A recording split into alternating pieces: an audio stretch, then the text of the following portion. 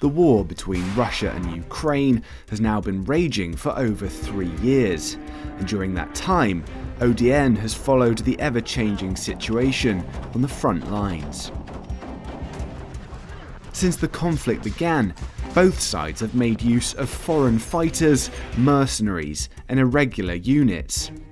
Brits, Americans, and nationals from many European countries are known to have fought for Ukraine, despite governments advising against direct involvement. Meanwhile, Russia has made use of Chechen fighters and the once powerful Wagner Group, but now appears to be seeking help from further afield. The use of North Korean and potentially even Chinese soldiers on the battlefield has caused an international stir and shows the potential for further global escalation. Here, we're taking a look back at our videos covering these groups that sit outside the mainstream Ukrainian and Russian militaries, and what impact they've actually had on the course of the war, starting back in March 2022.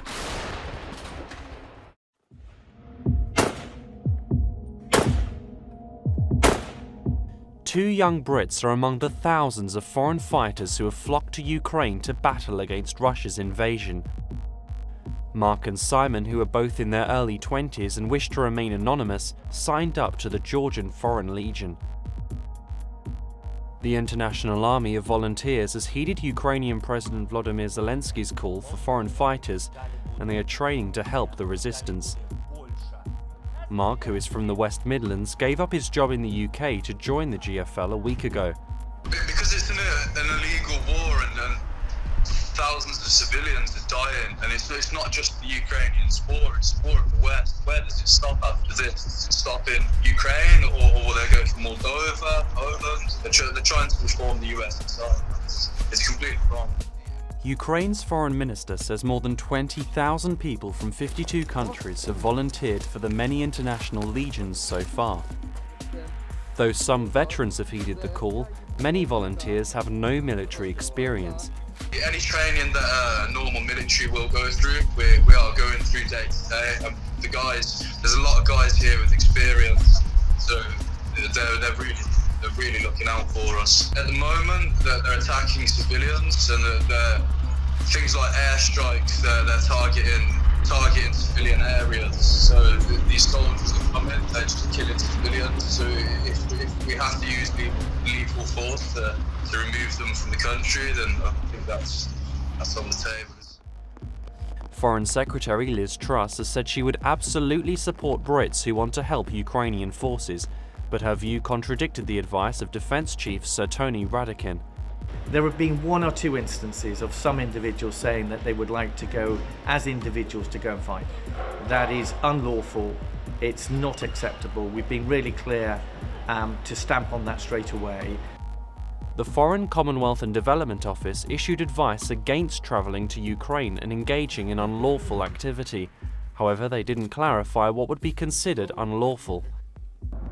Simon, who is from northwest England, said he has made peace with the possibility of facing prosecution upon his return to the UK. I was actually stopped in the airport trying to fly out here by the counter-terror police. They stopped me boarding my flight. Said they'll have negotiators getting in touch with me to try and help me to leave Ukraine, etc. I told them I don't care. So possibly when I go home, they're going to arrest me. They say they support us, Liz. I don't know, secretary, the Foreign Secretary. She says she supports British citizens going over to fight, but how they deal with that, the laws could change any day. We could wake up tomorrow morning, there could be a terrorist. We're joining the government force, protecting innocent people. We're not out here blowing things up like the Russians. The Russians are the terrorists, not us. So if that is my fate, that is my fate. I'll be proud, regardless. Both Mark and Simon say they are willing to stay and fight in Ukraine for as long as it takes. But with the battle in full swing and the Russians fast approaching, it's anyone's guess how long that will be. Russia may be ramping up its invasion of Ukraine, but on the ground a sinister secret is making itself known. Emerging from the shadows are a Kremlin-funded private military company, known for its heinous acts in war zones like Syria and Venezuela. Moscow has deployed up to 1,000 mercenaries from a paramilitary organization known as the Wagner Group. The group's experienced fighters have been ever present in Ukraine since the annexation of Crimea in 2014, aiding separatist forces in Donetsk and Luhansk. Named after Adolf Hitler's favourite musician, the Wagner Group has been accused of war crimes for allegedly murdering prisoners in Libya. And under the cover of plausible deniability, these private companies help keep Russia's military operations and their exact number of losses secret. And once this information reached the Ukrainian government, Kiev then declared a 36-hour hard curfew so Ukrainian defense forces could sweep the streets looking for Russian saboteurs. Putin's ally Yevgeny Prigozhin allegedly owns the group, but both he and the Russian president deny any connection with it. But it's not just Russia employing mercenaries to join the fight. Far-right street militia group Azov Battalion has been supporting Ukrainian armed forces in the Donbass region for close to a decade. It's accused of fostering neo-Nazi ideologies, which have been referred to by Vladimir Putin as one of the motives for what he calls the denazification and demilitarization of Ukraine. Its 900 fighter-strong unit has fought on the front line in Donetsk since Russia's first invasion in 2014. The UN has accused the regiment of violating humanitarian law by embedding weapons and forces in civilian buildings, displacing residents and looting their properties in 2016. It's claimed the Azov Battalion has attracted fighters from across the world, including from Brazil, France, the US and the UK. And flooding in from far and wide are also volunteers for Ukraine's International Legion, where 20,000 fighters from 52 countries are helping to defend Ukraine from Russia's military advances. These include thousands of troops from former Soviet countries, fearing their nation could be next if Ukraine falls. The British Army says a number of its soldiers have disobeyed orders and gone AWOL, fearing they've also joined Ukraine's fight. The Army says it's strongly encouraging its missing troops to return, but their disappearance comes after Foreign Secretary Liz Truss said she would support UK citizens who wanted to help fight. What's becoming clear is this is not a Russian invasion being repelled exclusively by Ukrainian troops. It's a worldwide military effort to attack and defend Europe's largest country.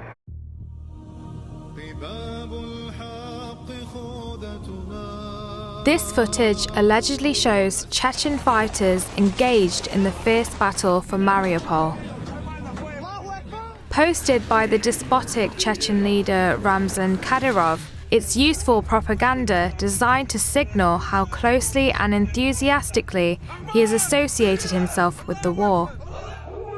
Kadyrov's fighters were part of the first wave assault on Ukraine and were killed in droves around the Hostomel air base, with one key commander among the dead.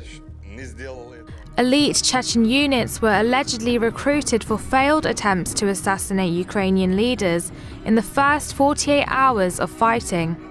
But with the Russian advance stalled, it would appear that their mission has failed less than a month after Putin's order to invade.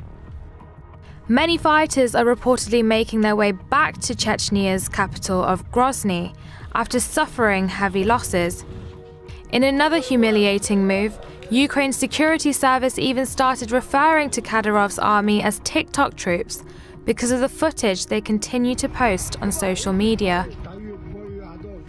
Kadyrov himself also regularly posts online and publishes updates on the messaging app Telegram. Some have suggested he sees the invasion as an opportunity to boost both his power and his profile, sending in his men to prove his loyalty to Putin, whose patronage is the key to Kadyrov's authority. In office since 2007, his tenure was preceded by the long and bloody Chechen Wars, two brutal Russian attempts to quash the independence movement in the predominantly Muslim region. His father, Ahmad, switched sides at the outbreak of the second conflict in 1999, offering his services to the Russian government and later becoming president of the Chechen Republic until his assassination in 2004. The younger Kadyrov now runs Chechnya as his personal fiefdom through fear and violence, with accusations of kidnapping, assassination and torture rife within his regime. Many Chechens feel they were sent as cannon fodder to a badly planned war. But with little concern for the opinions of his people, it's unlikely this is the last time the brutal leader will put them at risk.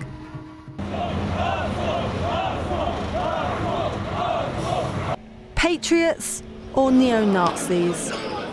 It's a question that offers a different answer every time it's asked. To Ukraine, the ragtag group of volunteer fighters that make up the Azov Battalion have been protecting the nation's borders in the east for close to a decade. To Russian President Vladimir Putin, their far-right politics and extremist insignia are justification to claim that Ukraine needs to be denazified. Known as one of Ukraine's toughest fighting forces, the Azov Battalion was formed in 2014 to fight pro-Russian separatists in the eastern Donbass region. The unit is made up of far-right volunteers accused of harbouring neo-Nazi and white supremacist ideologies. The emblems on soldiers' uniforms feature symbols that are now associated with Nazi Germany and neo-Nazis. In 2010, the battalion's first commander and former Ukrainian politician Andriy Beletsky said Ukraine's national purpose was to lead the white supremacists of the world in a final crusade against Semite-led Untermenschen, or subhumans. 5 years later, then spokesperson for the regiment Andriy Dyachenko said that 10 to 20% of Azov's recruits were Nazis. The group has also fallen foul of the United Nations, who, in 2016, published a report accusing the battalion of raping and torturing detainees in the Donbass region. Recent footage from the conflict shows Azov fighters coating their bullets in pig fat, allegedly to be used against Chechen Muslims fighting on Russia's side. In the video, a man addresses the Chechen fighters. Dear Muslim brothers, in our country you will not go to heaven. You will not be allowed into heaven. Go home, please. Here you will encounter trouble. Thank you for your attention. Goodbye.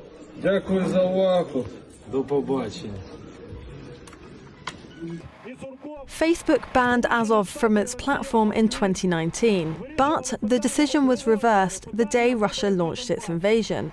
Despite its links to far-right groups, the unit received backing from Ukraine's Interior Minister in 2014, as the government had recognised that its own military was too weak to fend off pro-Russian separatists alone. It played a key role in recapturing Mariupol in June 2014, and since its integration into Ukraine's official military, the regiment has become more mainstream. The unit was heavily involved in training civilians in the run-up to Russia's invasion. And in recent weeks, the battalion has been the main fighting force in the besieged cities of Mariupol and Kharkiv. The Azov battalion leaders understand that they have a neo-Nazi image problem. Leaders have denied the association between their emblems and Nazi Germany, saying the N and I here mean national idea. In peace talks on Tuesday, Russia's defense ministry said it would reduce activity around 2 cities, including Kiev. It's clear that Putin is having to waver from his invasion plan, and it may be this volunteer regiment that is responsible for holding off the Russian invaders.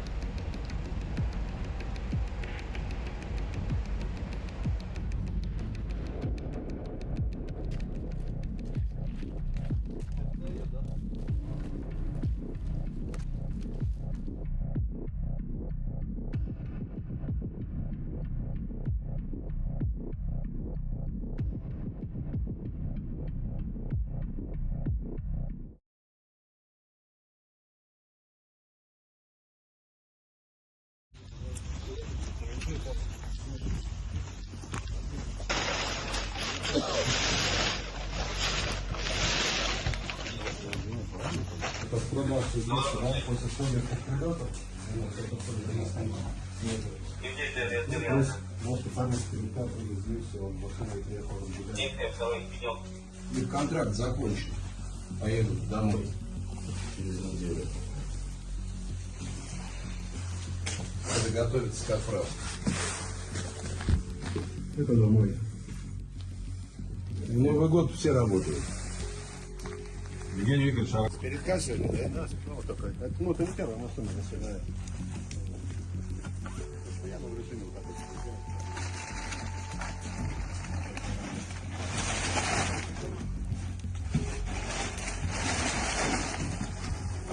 Ну что, парни, счастливо, с Новым годом, да? Какие? Ну, большая часть России сейчас действительно пьет шампанское, ест салаты. Ради этого все, в принципе, здесь так и происходит, что 90... Я представитель сейчас военной компании. Наверное, слышите, ЧВК «Вагнер» называется. Первые заключенные, которые воевали со мной, это было 1 июня, штурм Угледарской ТЭЦ, 40 человек из Питера, строгий режим, рецидив. 40 человек зашло в окопы противника, вырезали его ножами. Было 3 погибших, 7 раненых. С 3 погибших одному было 52 года, отсижена 30-ка. Погиб геройски.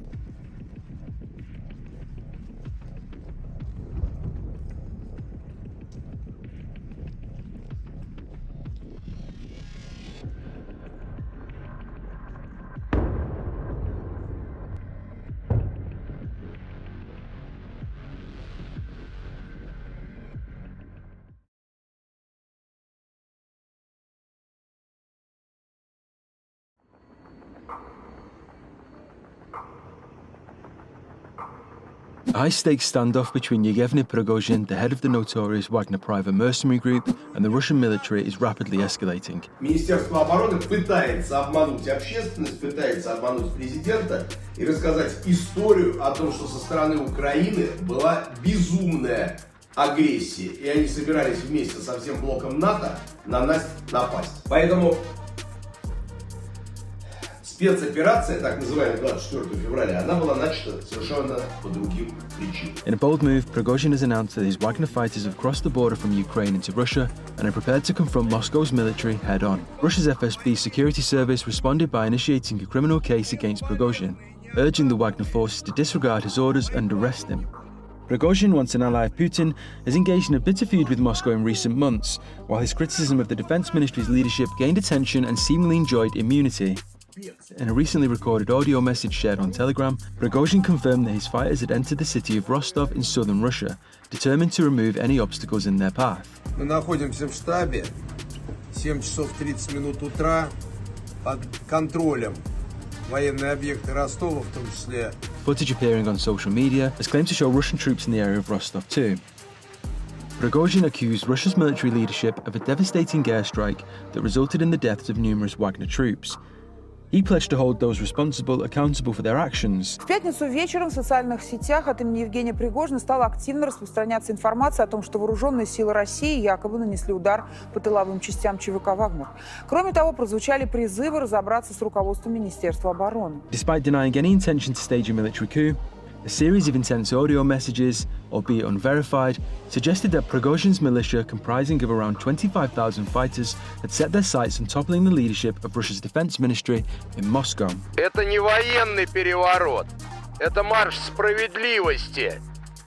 Наши действия никак не мешают войскам.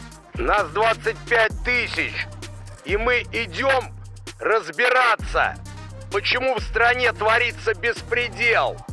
25 тысяч ожидает как тактический резерв, а стратегический резерв – это вся армия и вся страна. Все, кто хочет, присоединяйтесь. Надо заканчивать с этим безобразием. The rapidly escalating tensions prompted heightened security measures across government buildings, transportation hubs, and critical locations in Moscow. General Sergei Sorovkin, deputy commander of Russia's Ukraine campaign, made a direct appeal to the Wagner fighters himself in a video message. Я призываю остановиться. Противник только и ждет, когда у нас обострится внутриполитическая обстановка. Нельзя играть на руку противника в эти тяжелые для страны время. This standoff, shrouded in uncertainty, still presents the most significant domestic crisis for President Putin since the initial deployment of Russian troops to Ukraine last year. Делают это героически. Знаю, сегодня еще раз ночью говорил с командующими всех направлений. Обращаюсь и к тем, кого обманом или угрозами втянули в преступную авантюру, толкнули на путь тяжкого преступления, вооруженного мятежа. Meanwhile, in Kyiv, Ukrainian officials revealed that their counter-offensive against Russia's invasion has yet to reach its full strength, further adding to Vladimir Putin's woes. With Ukraine's recent gains on the battlefield marking their first substantial progress in 7 months, the focus now shifts to breaking through Russia's meticulously prepared defence lines fortified over the last few months. As tensions continue to escalate and the situation remains highly volatile, both sides are on high alert.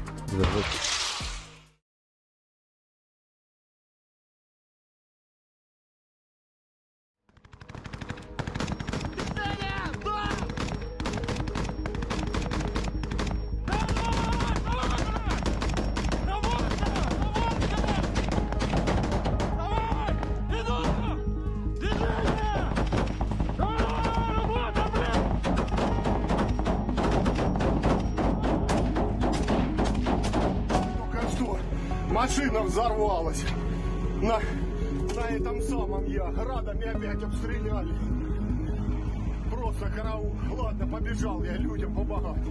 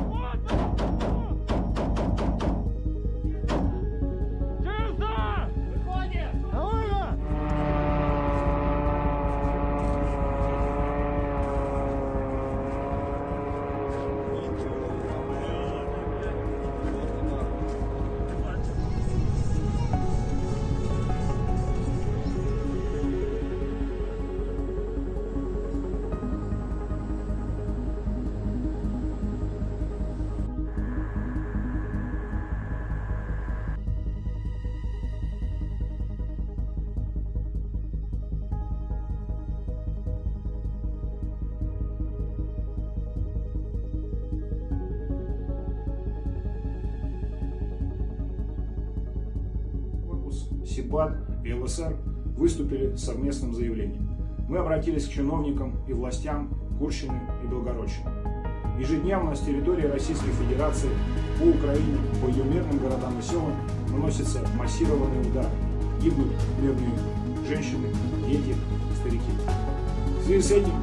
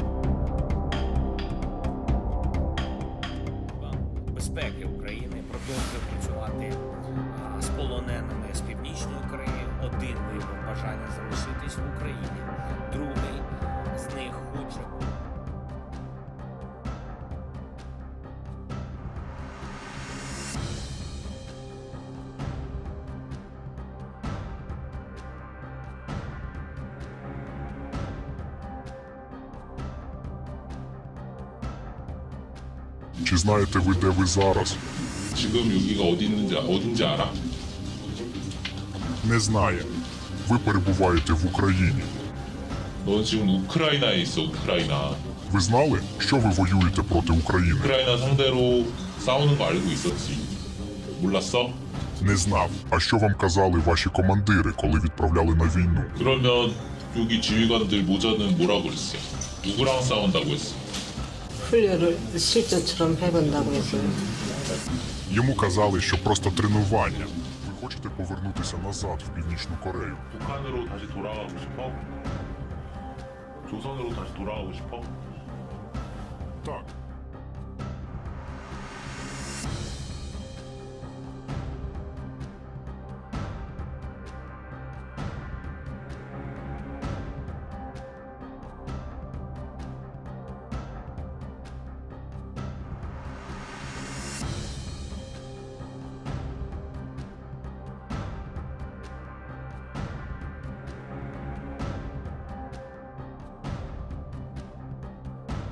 Повернутися назад в Північну Корею.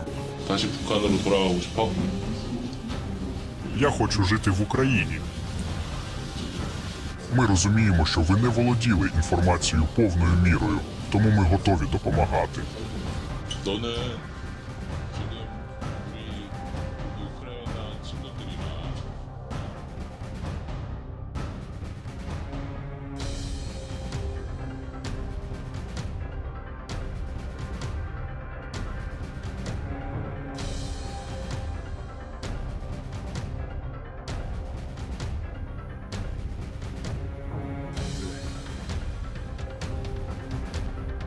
Ким подарил нам.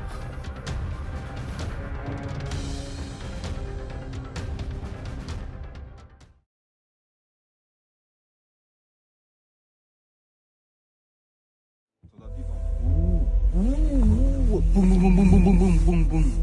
然后我的 commander boom.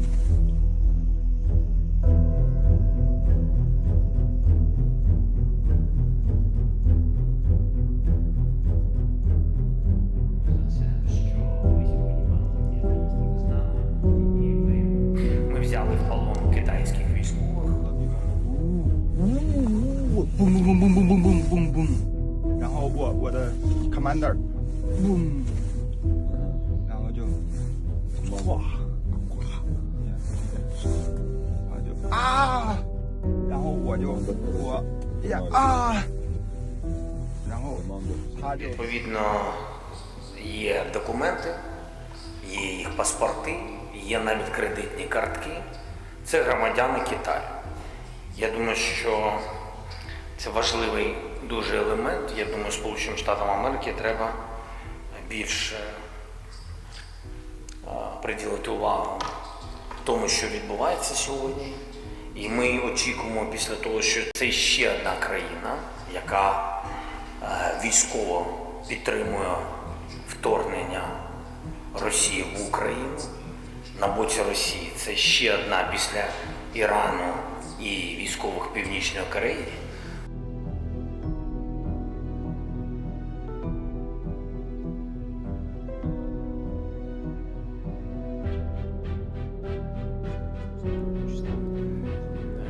БРІКС.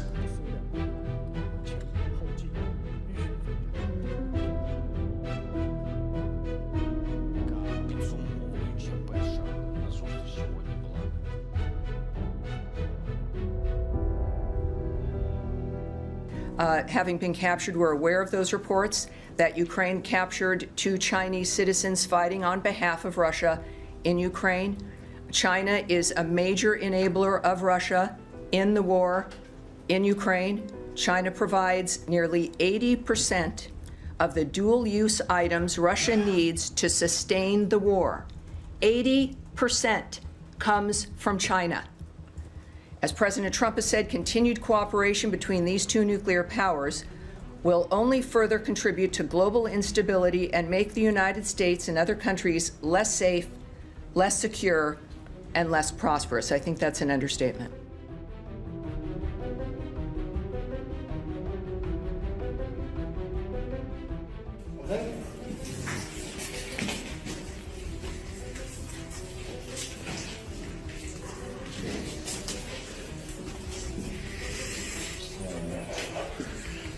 接不了了啊。那有情况。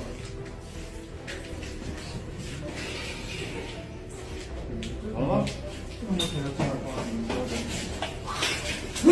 哇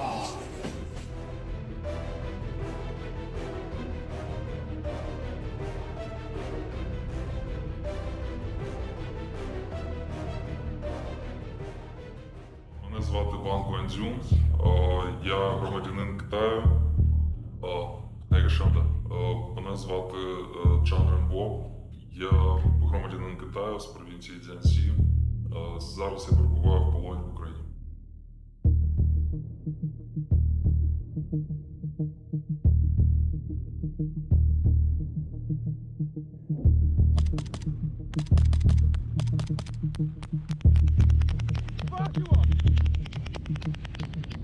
Безпеки України здійснює перші процесуальні дії із полоненими громадянами.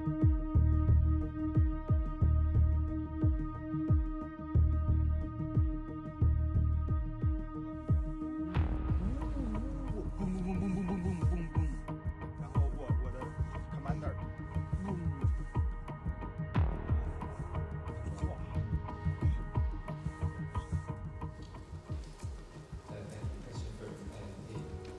中国不是乌克兰危机的制造者，也不是当事方，我们是危机和平解决的坚定支持者和积极推动者。中国政府始终要求本国公民远离武装冲突区域，避免以任何形式卷入武装冲突，尤其应避免参加任何一方军事行动。我们奉劝有关方面正确清醒地认识中方的作用，不要发表不负责任的言论。